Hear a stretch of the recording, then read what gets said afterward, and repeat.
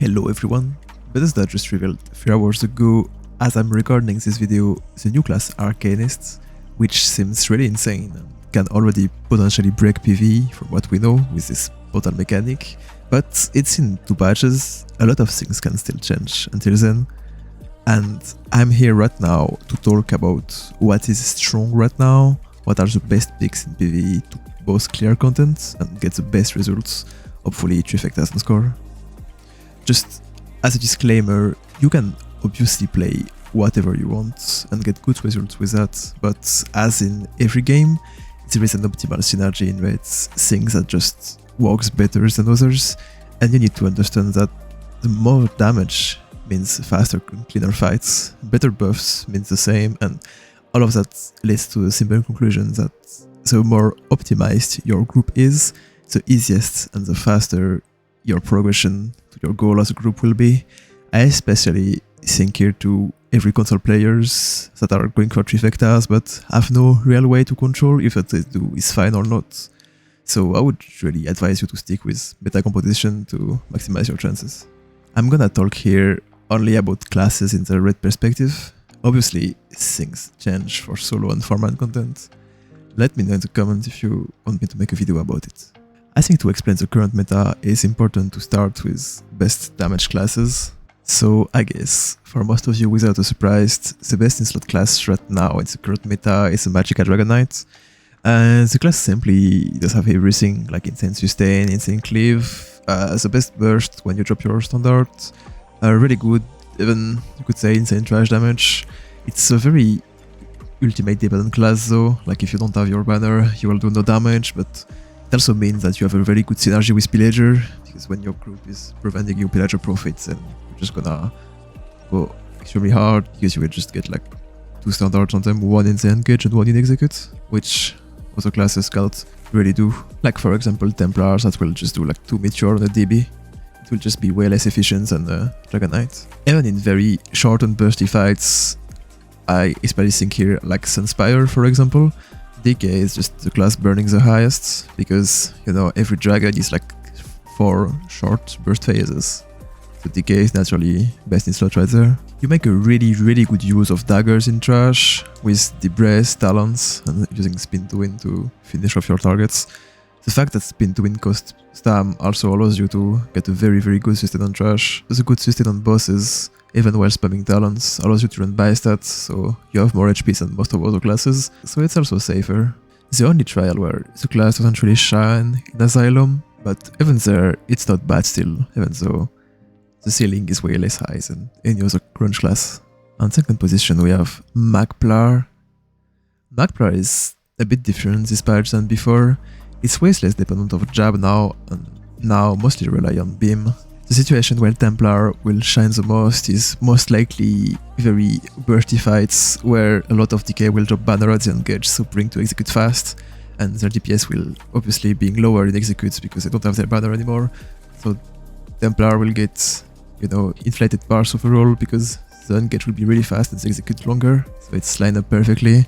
That's why Templar can most likely perform really good in a DK stack, but it wouldn't perform the same at all if you were just stacking Templars or having multiple Templars. The class is also extremely tanky because of both jab and the healing beam that you can use if you need.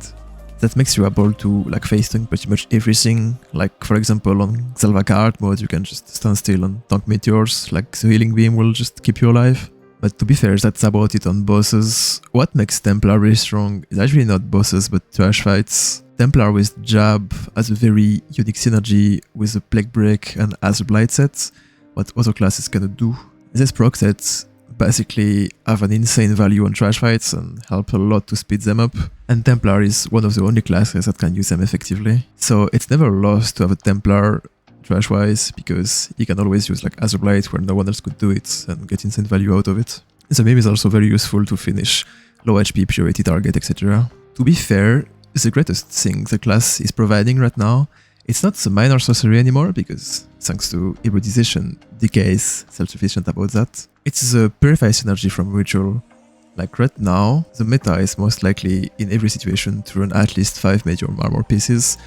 It's just literally better than running light armor, so as a general rule, you wanna get as many medium armor as you can. And you are able to do that by having the set 𝙈𝙚𝙩𝙖 in your group comp. It's a set that drops in lorcage and that basically gives you an insane amount of penetration as long as you can use at least one synergy every 10 seconds.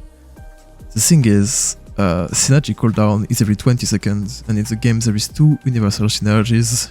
There is like the orb from Nodeath and the ritual from Templar. So pretty much you always want at least one Templar in your group comp, no matter what you do, just to provide this ritual to the 𝙈𝙚𝙩𝙖. That way you allow everyone to use 5 medium or more, which make Templar just overall a really strong pick. Like really nice single target on bosses, can cheese some top parses on burst bosses because, as I said, you know, beam is a lot of damage. You can still have decent cleave while spamming charge if it's needed. You will still be really potent in trash due to your ability of using Azure Blight or Plague Break, and you will provide the synergy that allows 𝙈𝙚𝙩𝙖 to work correctly. I'm not gonna follow the order here, actually. I wanna talk about Stamina Templar first. It's also a really strong pick, but a bit inferior as its magdk counterpart, sadly, because in most of situations you cannot beam as much as you would like to, and you cannot spam charge, which is a really interesting option in Templar, but everything else that I said about Templars is still applying to Stamina Templar. And on top of that, you get access to spamming spin to win in trash, which increase your trash damage a lot. Templar is actually also way more competitive as a range class than Magplar, especially in Asylum, which makes the current Asylum meta being pretty much a Templar stack. You could think that Templar is better than Magplar, but actually the opposite. The fact that it's really hard for you to sustain beam is actually really difficult. It makes Templar inferior in a lot of situations. And the fact that your execute cost magdk makes you pretty much unable to use Cora Riptide, where Magplar can use Basse if you need. So in every mobile or bursty fights like Cloud Rest, I would prioritize magdk Templar over Stamina Templar. Another really strong class with Stamina Sorcerer.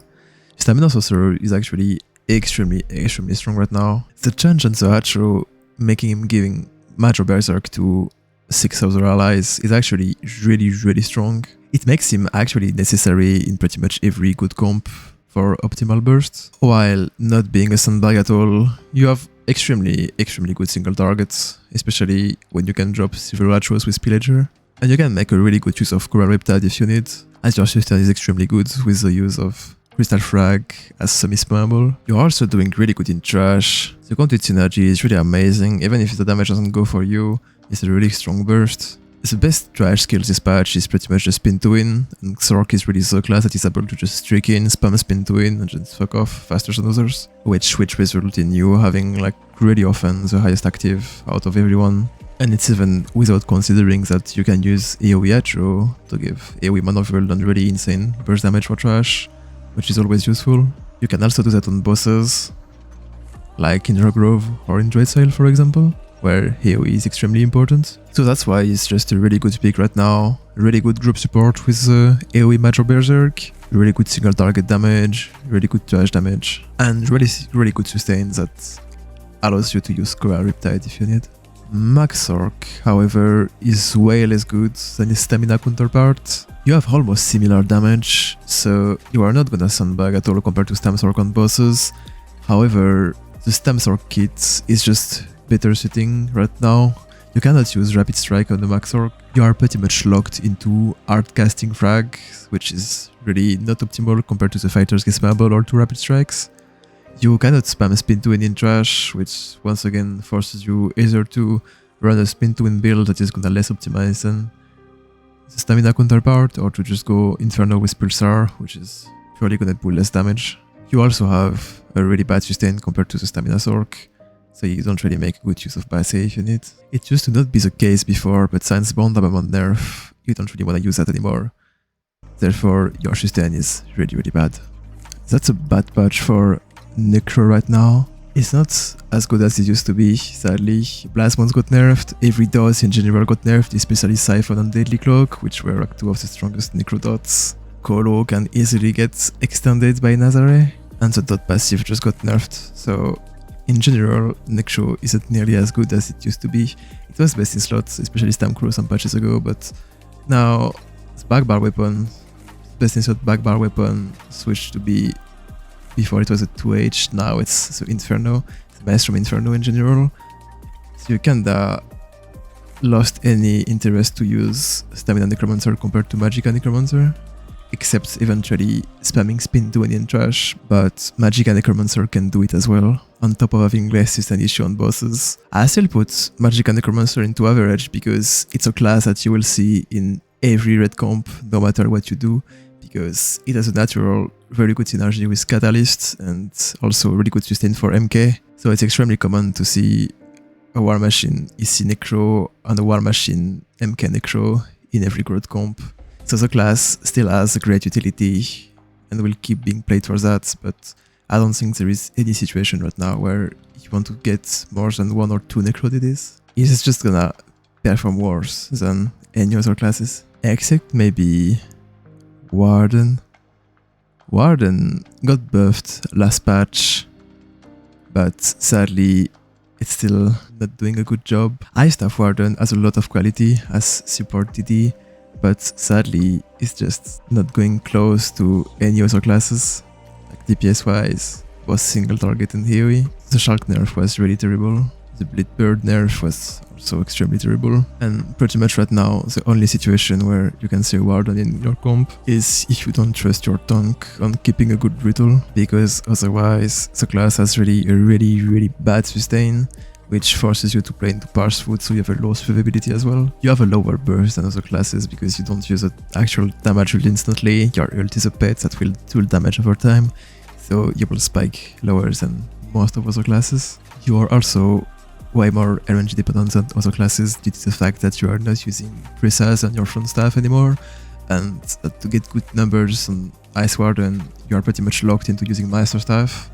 Without Master Staff, your number will be way lower than anything else, so it means that you cannot use 2 5-piece sets, and it locks you out of a lot of really strong options, such as Sockfin or advancing Yokita, as there is no Yokita Ice Staff anyway.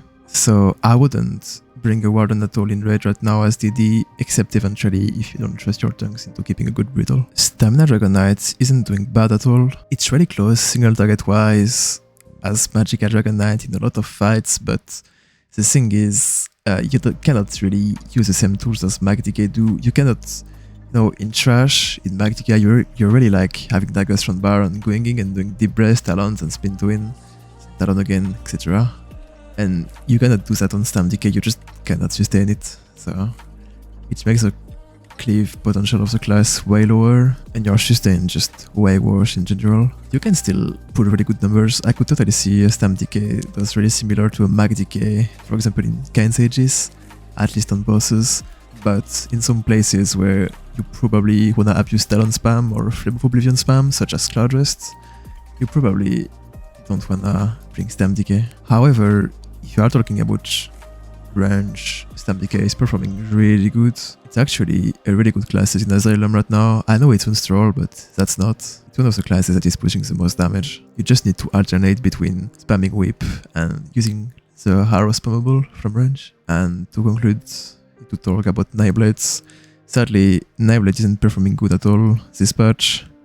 I would put it into average. The class just doesn't have any tools that would want to make you include it in any meta comp right now. Your cleave isn't that good at all. Your trash damage is in general kinda okay, but you cannot come even close to a Black Templar or to a meta magdk, especially in situations where they can use standard.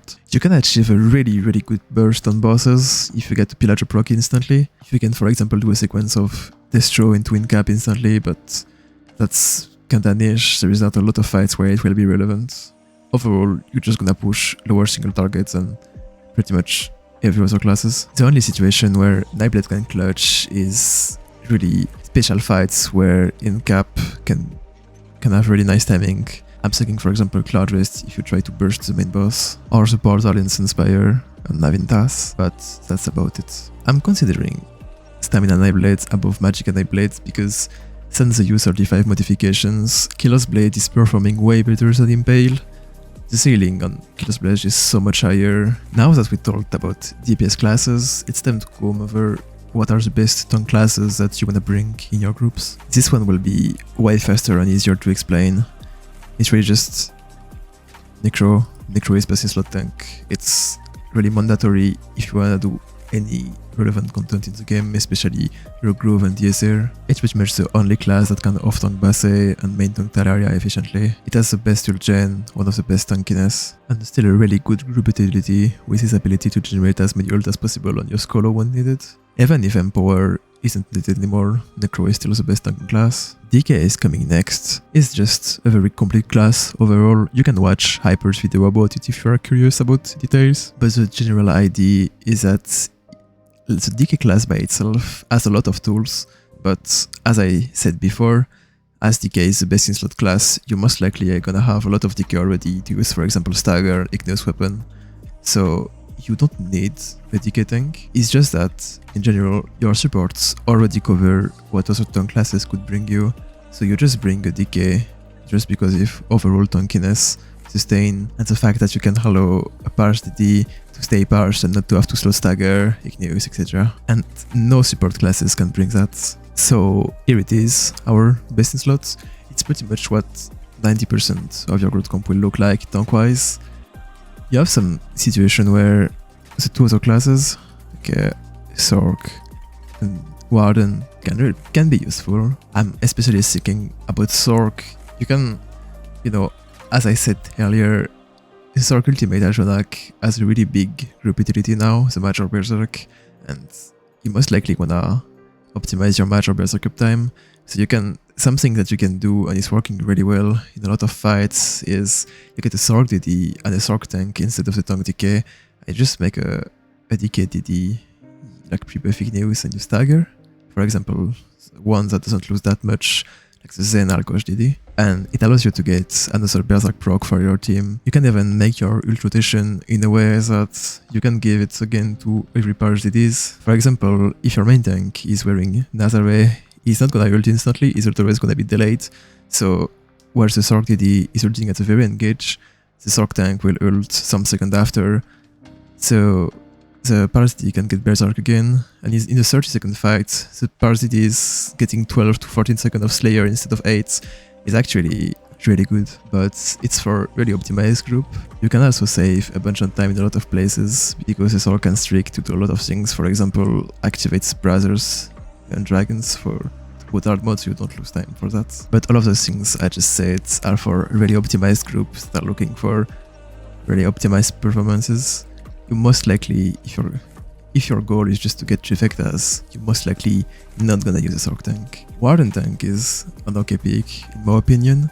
You can fulfill all the group tankiness things that you don't get if you don't have the room for a Warden healer, but as you will see later, you will have the room for a Warden healer in a lot of situations. You will most likely want a Warden healer in every raid, no matter what you do. So yes, indeed, Warden is the best in slot pick if you have no other Warden in group, but you'll most likely have, so overall, you're probably not gonna play it a lot. It gains points though in Cloudrest, as it's a really strong class to play there as main tank. You can hit Magi IVs just with your shields to gain Magi Rhythm, so you actually get an insane ult gen while being able to play in very squishy setups without getting any disadvantage. It's also really good in Sunspire, especially on Locusts, and it's probably the easiest class to keep Brittle on Navintas while keeping status. And to conclude, Nightblade and Templar are just really bad. Their overall road performance are just really bad.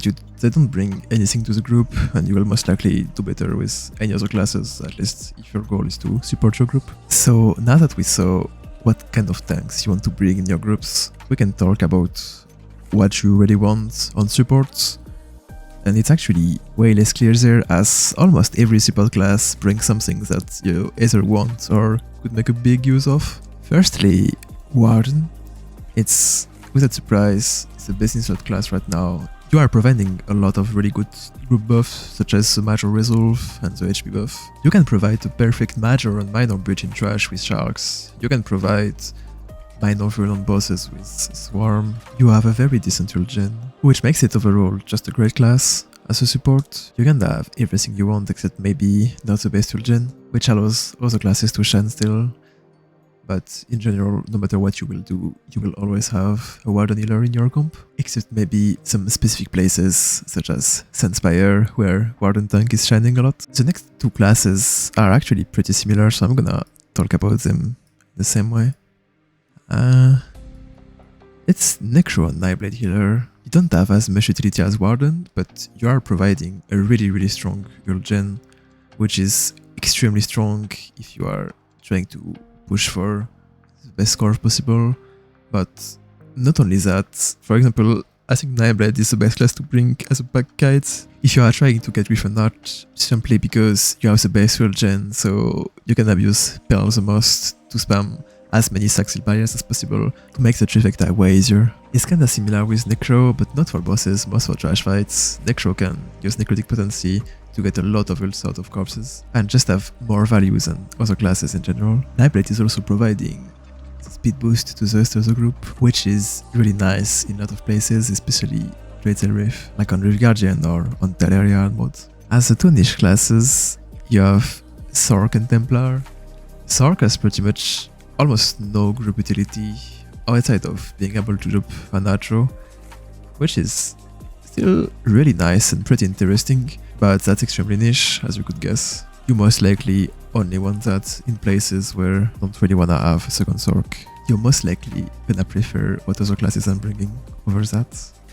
And Templar has kinda no group utility outside of providing the ritual for Alkosh, as I said earlier for Templar DD.